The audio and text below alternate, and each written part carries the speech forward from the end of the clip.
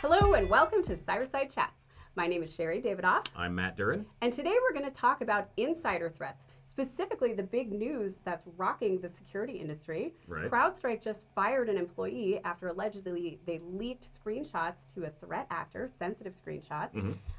And this is coming just a little over a month after DigitalMint, a company that negotiates ransomware cases and handles payments, they had 2 employees that got indicted for going to the dark side. Oh, you And hate to see it. If this can happen to security companies, what does that mean for employees at IT companies, MSPs, or your organization? Right. So that's what we're going to talk about today. What is the security industry doing and learning from this, and what can all of us do better to protect against these attacks? Yeah.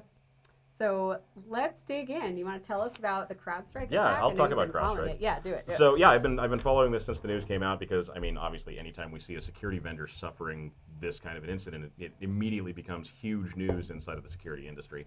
And especially CrowdStrike. Especially Everyone's a little CrowdStrike, yeah. sensitive ever since that teeny glitch that like destroyed the internet. took the last world summer. offline. Yeah, Yeah. that was a small I problem. got stuck they in had. Boston and it was wonderful. No, whatever. I was stuck here in Missoula. Anyway, they fired an employee recently and then released a statement on it that the employee had been leaking screenshots of internal dashboards, like their Okta portal, Right. out to a ransomware collective. Yeah, a Telegram channel on the dark Yeah, web. Telegram channel. Telegram is kind of the new dark right, web, that's so yeah, true. yeah.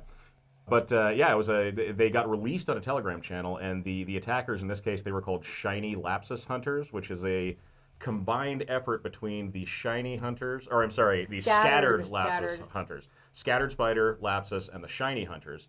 All of which, I mean, it makes sense that they would be, coordinating with each other because all of them have very, very similar tactics that they use. They're Are these big people on. anonymous? We tend to think that a lot know, of them are here in the U.S. Honestly, They're a loose collective. Well, certainly those 2 employees that were indicted from DigitalMint, I believe, were, and there was one co-conspirator that's from Land O'Lakes, Florida.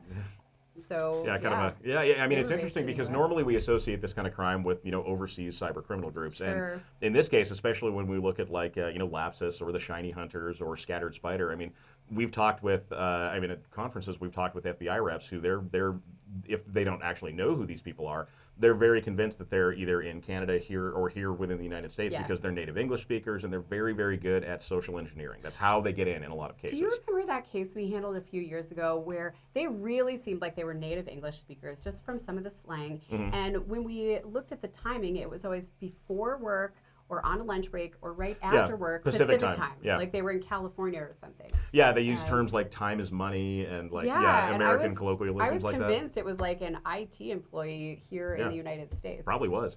But with the CrowdStrike employee, I mean, it sounds like I don't know if it was a he, it sounds like they ended up selling those photos off to this ransomware collective for about $25,000. Do not get any ideas. Don't get any ideas. It does not work out well. The employee was caught.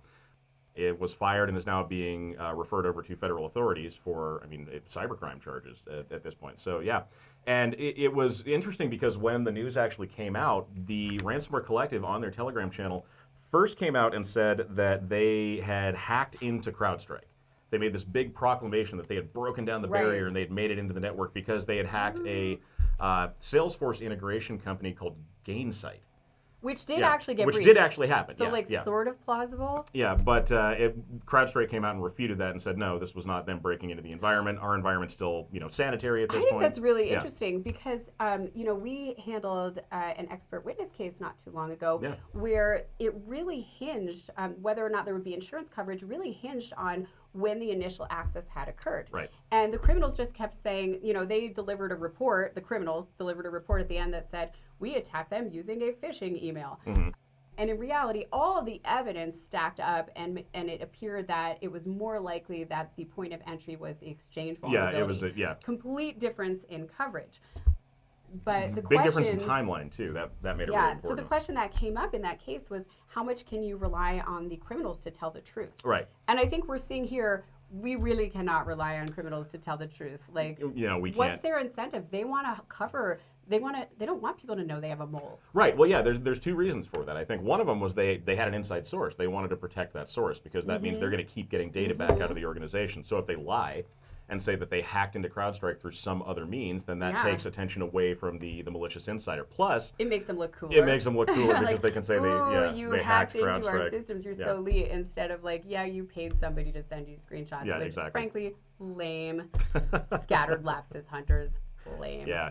No, but yeah, anyway, it points to an issue that we've seen popping up, not just this year, but like kind of year after year in cybersecurity and the tech industry in general. I mean, malicious insiders are a big problem, and again, that's why we're talking about it today. Well, especially with remote workers. Like, how do you vet people? How do you even know they're real? Oh, we'll get to that. Okay.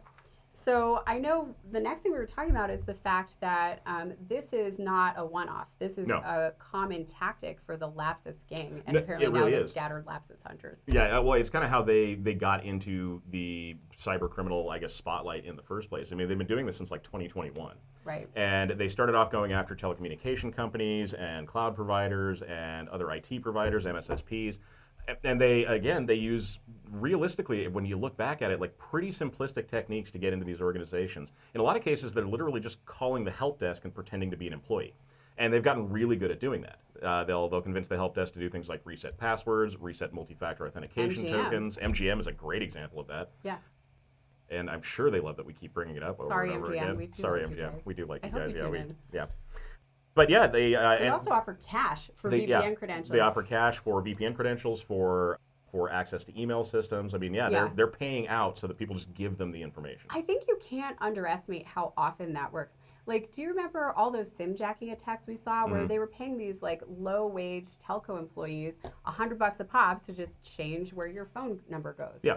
And I mean, that reminds me a lot of now they're going after MFA tokens. Honestly, in a lot of ways, that's the same thing because they were trying to steal the text message that comes to your phone in those older cases. Yeah, and I mean, we also can't underscore how effective this has been. I mean, the names on the list of companies that they have managed to get into are significant. I mean, we're talking like Samsung and NVIDIA and other big organizations who, I mean, right off the top of your head, you would think like they would, based on who they are, probably have developed enough security protocols to not fall for something like this, and they do. You know who they didn't get into? Tesla. That's right, they didn't, but Tesla has its own problems. We'll talk about them in a minute. Well, I want to talk about the insider recruitment, and let's go back in time for a second to, I think it was 2020, when a Russian state actor contacted a Tesla employee over WhatsApp, built this relationship over a period of like 4 years, ended up flying to Vegas or that area, flying to Nevada, and wining and dining them. Like took this person to resorts. This Tesla employee took them to fancy pants dinners, and then at one dinner, the recruiter, the Russian actor, takes his phone and puts it on top of the employee's phone and puts them away, and then asks. Not sketchy at all. Not sketchy at all. And I mean, at least he didn't put him in a fridge like Snowden, but I guess he didn't have that opportunity. Anyway, and then he offers him $500,000 to install malware in Tesla's corporate network. Right. And after some back and forth, the employee ended up reporting that to the FBI. They had actually upped the ante to $1 million at one point. But would all employees do that? I think Tesla got lucky. That was a near miss for Tesla at that point. Tesla got very lucky in that case. Yeah, there's other ones with Tesla too, but we'll talk about them here in a second. Okay, I want to talk about DigitalMint first. Okay, go. Well, I mean, DigitalMint, they had 2 malicious insiders that were literally launching and performing ransomware attacks. Now, if I was the CEO of DigitalMint, I would point out that these employees were doing it on their own time. Right. And I actually think that's important. That's important, yeah. They weren't using DigitalMint's infrastructure for it. But it's important because it's hard to protect against that, yeah, right? Yeah. These are 2, and Mark Renz, who's the CEO of DigitalMint, has been wonderful about sharing information with the community and the security community. I had a one-on-one call with him the other day, and he emphasized that these guys had background checks. They came with stellar references.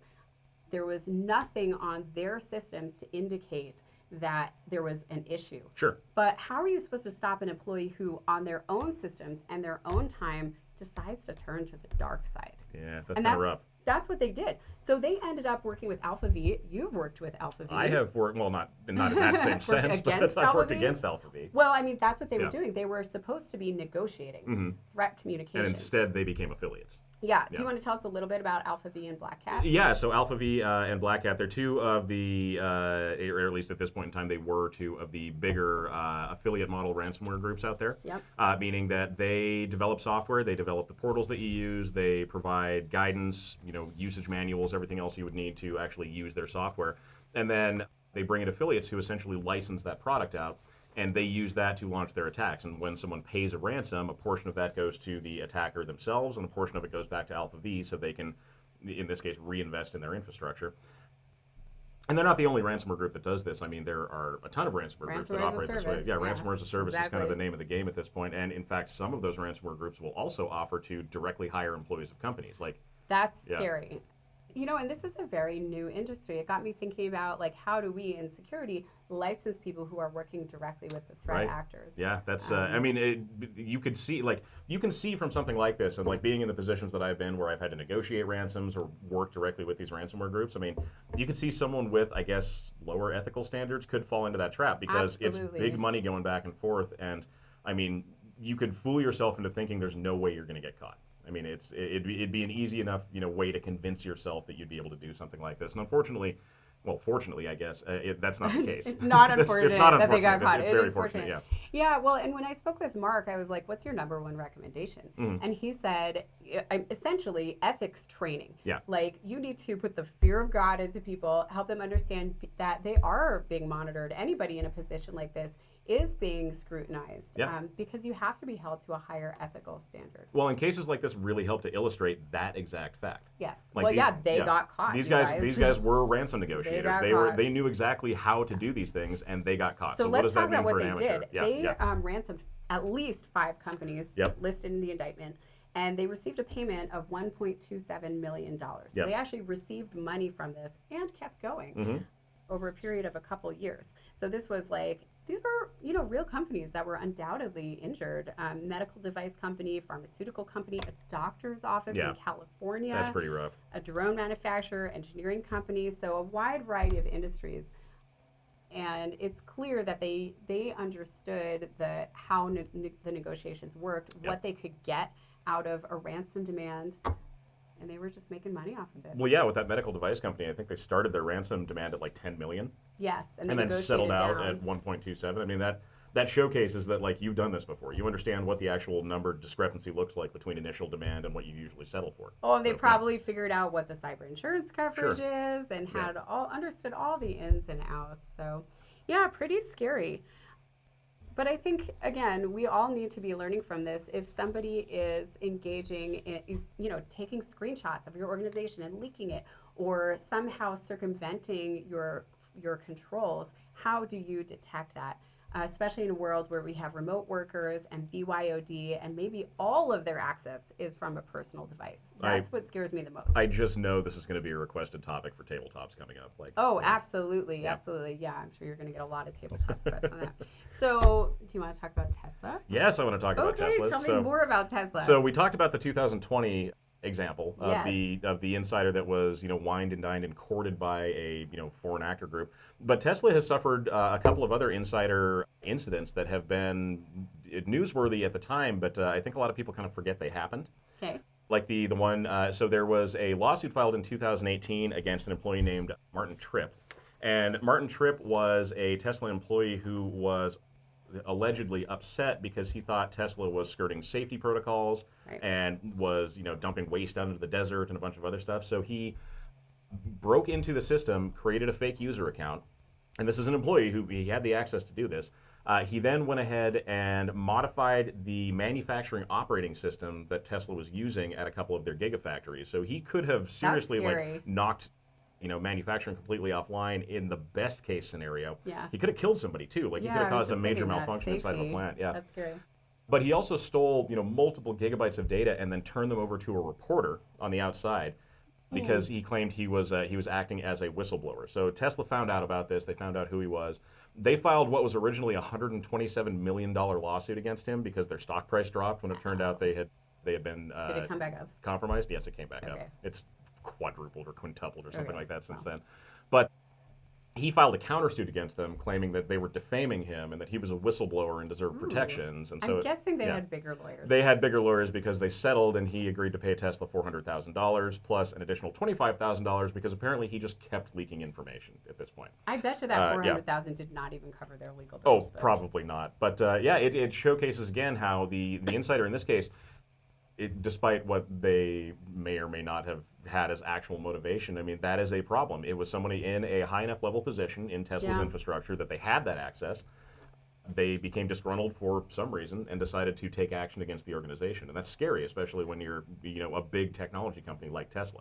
Well, and then we get to a case that I think is very common for organizations of all types. The Tesla employee in 2023 that was misused their credentials after they departed the company. After they left the company. And we see that all the time where maybe the access is not fully turned off everywhere, especially if it's someone in a tech role. Yeah. Maybe the access wasn't turned off quickly enough. I mean, it could be a few hours, and that's enough for someone to be like, yoink, we're going to grab all your data or plant a backdoor in or something like that. Yeah. Especially if they see it coming. Especially, yeah. And in this case, the attack for the 2023 attack, the attacker went ahead and stole a bunch of sensitive information about the employees of Tesla. So it was like 23,000 files or something like that. It was, I think, 70-some thousand people's information.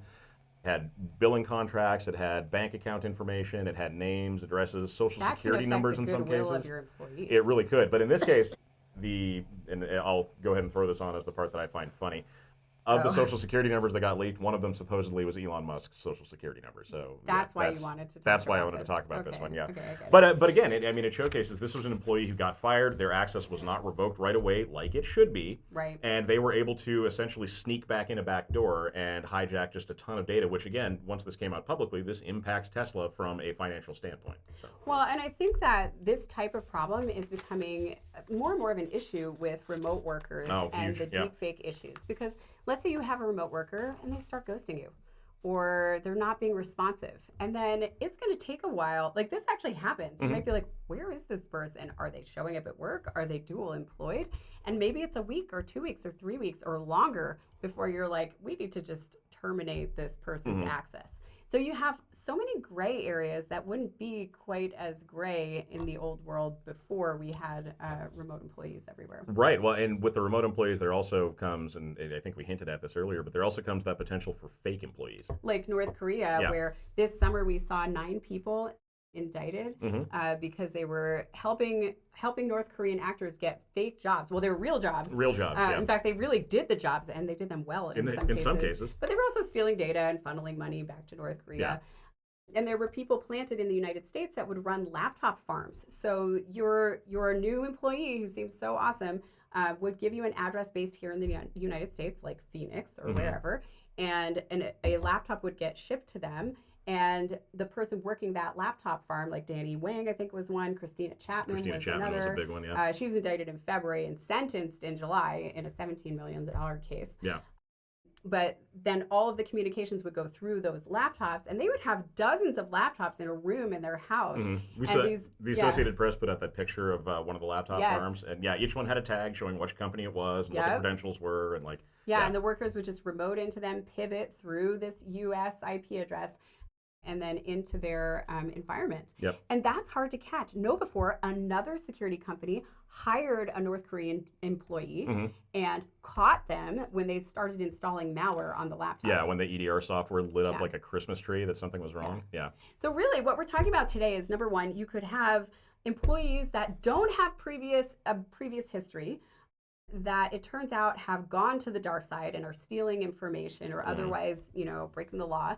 Or you could have employees that might have totally clean background checks because they've stolen identities, like these North Korean workers. And how do you tell the difference? And how do you prevent this from happening? How do you stop it from happening in the first place? There's a third kind too. Oh, tell me. There is the unintentional insider threat. And we talked a little bit about this, but it's one that we see in hospitals a lot.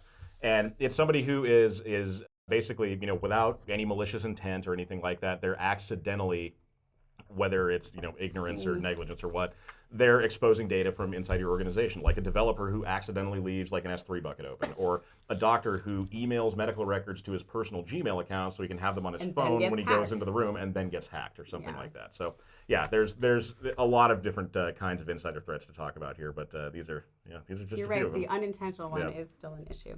Okay, well, let's talk about what we can learn from this. Number one, I like to take that advice from Mark Renz of DigitalMint.